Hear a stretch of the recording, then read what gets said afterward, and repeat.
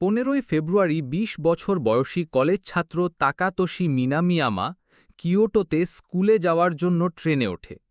ওই সাধারণ দিনে একটা অদ্ভুত ঘটনা ঘটে। ভিড়ের মধ্যে তার নজর পড়ে এক মেয়ের দিকে, যেটা সত্যি খুব সুন্দর ছিল। মেয়েটার নাম এমি ফুজুকু। তাকাতোশি যেদিন তাকে দেখে তখনই তার মধ্যে একটা অজানা অনুভূতি হয়, যা সে ভালো করে বুঝতে পারে না। হঠাৎ একটা আবেগ তার ভিতর গেঁথে যায়, এতটাই শক্তিশালী যে সে একে প্রথম দেখাতেই প্রেম মনে করে ফেলে। তাকাতোশি সাধারণত খুব আবেগপ্রবণ মানুষ না। সে রাজনৈতিক ব্যঙ্গ আর ভিজুয়াল আর্টস পড়ে, আর স্বভাবতই শান্ত আর একটু লাজুক। তবু ওই মুহূর্তে তার মনে হয় এই সময়টা হাতছাড়া করা যাবে না। সেই অনুভূতিতে চালিত হয়ে সে অস্বাভাবিক একটা সিদ্ধান্ত নেয়। নিজের স্বাভাবিক স্টপ এড়িয়ে একটু বেশি সময় তার কাছেই থাকতে চায়। ট্রেন থেকে নামার পর একটু নার্ভাস হয়ে তাকাতোশি তার কাছে যায় আর বলে যে সে তার প্রতি ভালো লাগা অনুভব করছে। বেশি কথা না বাড়িয়ে সে তার ইমেল ঠিকানা চায় যাতে যোগাযোগ রাখা যায়। কিন্তু এমি বলে তার কাছে কোনো ইমেল ঠিকানা নেই। তাকাতোশি ভাবল সে হয়তো ভদ্রভাবে তাকে ফিরিয়ে দিচ্ছে আর চলে যেতে চায়, কিন্তু সে যেতে না দিতে তাকে থামিয়ে দেয়। এমি বলে সে সত্যি ইমেল ব্যবহার করে না, এটা কোনো অজুহাত ছিল না। তারা কাছে একটা বেঞ্চ খুঁজে পায় আর বসে পড়ে। কথোপকথন ধীরে ধীরে এগোতে থাকে আর তারা একে অপরকে জানার চেষ্টা করে। এমি জানায় যে তার বয়সও 20 আর সে প্রসাধনী পড়ছে। সে সম্প্রতি এই এলাকায় এসেছে। এমি যখন তাকাতোশিকে জিজ্ঞেস করে কেন সে ট্রেনের অন্য সবার মধ্যে তার সঙ্গে কথা বলল, তাকাতোশি সোজাসাপটা বলে সে নিজেও জানে না, এটা শুধু একটা অনুভূতি ছিল, ভাষায় বোঝাতে পারছিল না। কিন্তু তার সম্পর্কে কিছু একটা তাকে টেনে নিচ্ছিল, যেন অনেক দিন ধরে চেনে। তাকাতোশি তার প্রিয় জায়গা টাকারাগাইক হ্রদ নিয়ে গল্প বলা শুরু করে, কিন্তু হঠাৎ এমি উঠে বলে তার যেতে হবে। যাওয়ার আগে তাকাতোশি জিজ্ঞেস করে আমরা কি আর কখনো দেখা করব। এমির উত্তর ছিল সোজা আর একটু আবেগঘন, আগামীকাল পর্যন্ত। এই কথা অনেক দিন তার মনে থাকে। সেই দিন স্কুলে তাকাতোশি তার বন্ধু শৌচি উয়েমামাকে সব বলেছিল। মেয়েদের ব্যাপারে আত্মবিশ্বাসী হিসেবে পরিচিত উয়েমামা অবাক হয় যে লাজুককেও ম্যাখে তার যোগাযোগ তথ্য চায়। কিন্তু তাকাতোশি চিন্তিত ছিল, কারণ সে জানত না এমিকে আবার দেখতে পাবে কিনা। উয়েমামা তাকে বলে যদি তাদের সংযোগ সত্য হয় এমি ফিরে আসবে।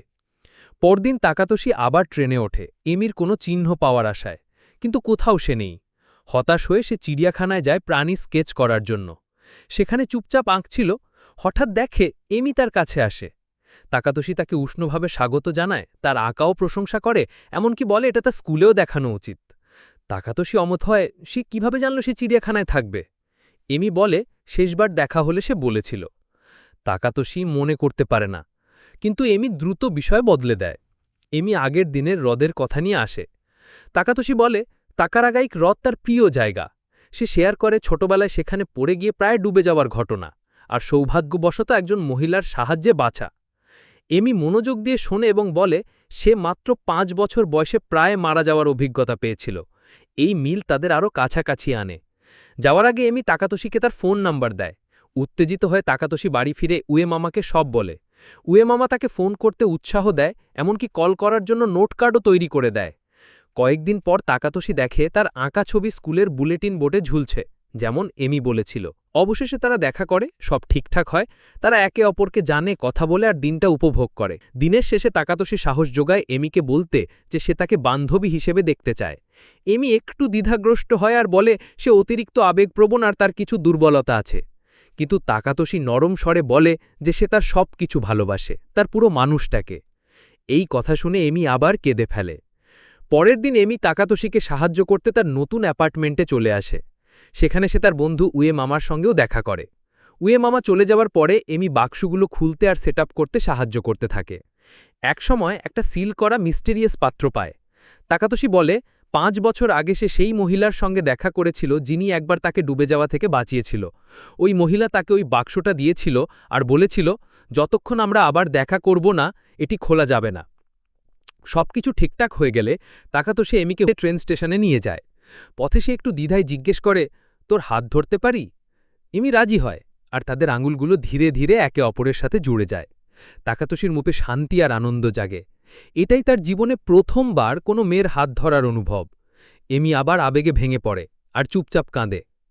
সেই দিন থেকে তারা একসাথে আরও বেশি সময় কাটাতে শুরু করে। এমি তাকাতোষির জন্য রান্না করতে শুরু করে, আর তাকাতোষি অবাক হয় তার রান্নার স্বাদ তার মায়ের মতো। সে ধরে নেয় তার মায়ের খাবারে নিশ্চয়ই চকলেট যোগ হয়, কিছু যেটা তাকাতোষি আগে কখনো কারোর সাথে শেয়ার করেনি। এটা এমির জীবনের আরেকটা জিনিস যেটা সে আগে জানত না। এমি এমনকি বলেছিল তার আকাশ স্কুলে প্রদর্শিত হবে। যখন তাকাতোষি এই ব্যাপারে জিজ্ঞেস করে, সে হেসে বলে, তুমি যদি সত্যিই ভবিষ্যৎ দেখতে পারো তাহলে কি করতে? তাকাতোষি মজা করে বলে, আমি জুয়া খেলব আর ধনী হব। শেষ পর্যন্ত সম্পর্কের ১৫তম দিনে তারা একসাথে একটা আন্তরিক রাত কাটায়। এমি যেমন আগেও হতো, আবেগে আবার ভেঙে পড়ে। তাকাতোষি তাকে স্টেশনে ছাড়ে, কিন্তু সে জানত না পরবর্তী ঘটনা আরও অপ্রত্যাশিত হবে। সেই রাতে বাড়ি ফিরে তাকাতোষি দেখে এমি জার্নাল টেবিলের ওপর পড়ে আছে। কৌতূহলী সে খুলে দেখে জার্নালে পরবর্তী ১৫ দিনের বিস্তারিত লেখা, কিন্তু বিপরীত ক্রমে। প্রথম এন্ট্রি ১৬ই মার্চের আর শেষ এন্ট্রি ১ মার্চের। ১৫ই মার্চের একটা এন্ট্রিতে এমি লেখে তাকাতোষির বাবা মায়ের সঙ্গে তার দেখা হয়েছে, যেটা ইতিমধ্যে ঘটেছে। কিছুক্ষণ পরে এমি তাকে ফোন করে। সে বলে সে ইচ্ছাকৃত জার্নালটা রেখে গেছে এবং বলল, তোর সঙ্গে সব কথা বলতে হবে। এমি তাকে সকাল ৬টায় ক্লাসরুমে আসতে বলে আর সিল করা বাক্সটা আনতে বলে। কিন্তু কথার মাঝেই মধ্যরাত হয়, আর এমির কণ্ঠস্বর ফোন থেকে উধাও হয়ে যায়, যেমন সে হঠাৎ উধাও হয়ে গেছে। পরের সকালে ঠিক সময় মতো ক্লাসরুমে এমির সঙ্গে দেখা হয়। সেখানে সে অবশেষে সত্যি বলে, সে আসলে এক অন্য দুনিয়া থেকে, যেখানে সময় উল্টো দিকে চলে। ওদের জগতে তাকাতোষির ভবিষ্যৎ তার অতীত, আর তার অতীত তার ভবিষ্যৎ। এই কারণেই সে সব ঘটনা আগেই জানতে পারে। তাকাতোষি প্রথমে বুঝতে পারেনি কি বিশ্বাস করবে, কিন্তু যখন এমি তাকে তার মায়ের রান্নার চকলেটের কথা মনে করিয়ে দেয়, যা সে সাধারণত জানতে পারত না, তাহলে সত্যিটা ধীরে ধীরে তার মনে ঢুকে পড়ে। সে সিল করা বাক্সটা খুলে দেখে। বাক্সর ভিতরে এমি আর তার বাবা মায়ের সঙ্গে তাকাতোষির একটা ছবি ছিল। এমি বোঝায় যে সে তাকে অনেক বছর ধরে চেনে, সে তাকে বড় হতে দেখেছে। যে মহিলার হ্রদে তাকে বাঁচিয়েছিল, সে ছিল এমিরই নিজের এক পুরানো সংস্করণ। আর একদিন সেই এমি ছোট মেয়েটাকে বাঁচাবে। তার জীবনের সময় যতই পেছনে ফিরে যায়, তার নিজের স্মৃতিগুলো ঝাপসা হতে থাকে। তাই সে একসঙ্গে কাটানো মুহূর্তগুলো মনে রাখার জন্য জার্নাল রেখেছিল। ওদের দুই পৃথিবী প্রতি ৫ বছরে একবার মাত্র মিলিত হয়, আর ওই ছোট সময়ের মধ্যে তাদের একটা মাত্র মাস থাকে যখন তারা একই বয়সের হয় এবং একসাথে থাকতে পারে। সময় শেষের দিকে আসতে থাকায় এমি তখনও প্রতিটি মুহূর্ত উপভোগ করতে চেয়েছিল, কিন্তু তাকাতোষি তাদের সম্পর্কের প্রকৃতিকে নিয়ে লড়াই শুরু করে। সে মনে করেছিল সবকিছু যেন তার জার্নালে আগেই লেখা ছিল। সে বলেছিল সে এমন একটা ভালোবাসায় বাঁচতে চায় না যা আগেই ঠিক হয়ে গেছে। কিছুদিন পর সে আমার সঙ্গে এই বিষয়ে কথা বলে। সে বলে তারা যেন পৃথিবী আর চাঁদের মতো ধীরে ধীরে দূরে সরে যাচ্ছে, কিন্তু আমা তাকে ভিন্ন দৃষ্টিকোণ দেয়। বলে কিছুই চিরস্থায়ী না হওয়ার কারণে তা মানে হারায় না, বরং এতে মূল্যবোধ বাগে। হঠাৎ তাকাতোষির সবকিছু পরিষ্কার হয়ে যায়। এমি সবসময় কেন কান্নার কাছে থাকত, কেন আগামীকাল পর্যন্ত বলেছিল। ট্রেনে তাদের প্রথম দেখা আসলে ছিল তার শেষ দিনের শুরু। তারা যে সময় একসাথে কাটানোর কথা ছিল তা সে আগেই বেঁচে গেছে।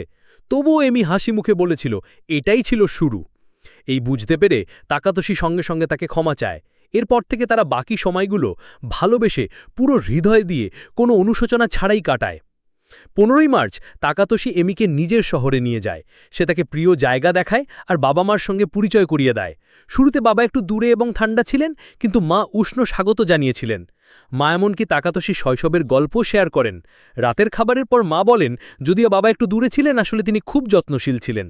যখন তারা যাচ্ছিলেন, তাকাতোষি আর এমি বাক্স থেকে পারিবারিক ছবি পুনরায় তৈরি করে। বাড়ি ফেরার পথে তাকাতোষি চুপচাপ কেঁদে ফেলে, তার ভবিষ্যতের জন্য শোক করে যে সে কখনো এমির সঙ্গে থাকতে পারবে না। এরপর আসে ১৬ই মার্চ, শেষ দিন। তাকাতোষির জন্য এটা ছিল তাদের একসাথে সময়ের শেষ, আর এমির জন্য নতুন শুরু। ওই এমির গত মাসের ঘটনা মনে নেই। তাকাতোষির সঙ্গে তার ক্লাসরুমে যেন তারা প্রথমবারই দেখা করছিলেন। এমি তার জার্নাল হাতে নিয়ে তাকে বলে তারা যা কিছু করেছে সব লিখে রাখতে। সে জানায় ২৫ বছর বয়সী তার ভবিষ্যৎ স্বরূপের একটা মোটামুটি রূপরেখা তার কাছে আছে, কিন্তু সে সব ছোট ছোট বিস্তারিত শুনতে চায়। তাকাতোষি সব কিছু ভাগ করে দেয়, প্রতিটি মুহূর্ত, প্রতিটি অনুভব। কথা বলতে বলতে সে তার প্রতিকৃতি আঁকে আর তার চোখে অশ্রু ঝরে। মাঝরাতে ঘড়ির কাঁটার সময় পর্যন্ত সে এমির সঙ্গে থাকে। যাবার আগে এমি তাকে জিজ্ঞেস করে সে খুশি যদি সে তার বন্ধু হতো। তাকাতোষি বলে গত ৩০ দিন তার জীবনের সবচেয়ে সুখের সময় ছিল। সে বলে তারা আলাদা হচ্ছে না, তাদের সম্পর্ক একটা বলয়ের মতো, চিরন্তন আর অটুট। তারপর এমি হঠাৎ উধাও হয়ে যায়। 5 বছর পর যখন তাকাতোশির বয়স হয় 25, সে 15 বছর বয়সী এমির সঙ্গে দেখা করে। তাকাতোশি তাকে তার আঁকা ছবি দেখায়। এমি হেসে বলে সে এখন একজন চমৎকার মানুষ হয়ে উঠেছে। এরপর 10 বছর পর একটা উৎসবে তাকাতোশি 5 বছর বয়সী একটা মেয়েকে আগুন থেকে বাঁচায়। সেটি এমিই ছিল। আবার ধীরে ধীরে সময় তার চক্র ঘুরিয়ে এনে তাদের গল্প শুরু হয়। ট্রেনে তাদের প্রথম দেখা হওয়ার সেই মুহূর্তে ফিরে, এক প্রেমের চিরন্তন স্মৃতিতে, যা সময়ের বিপরীত দিকে চলে।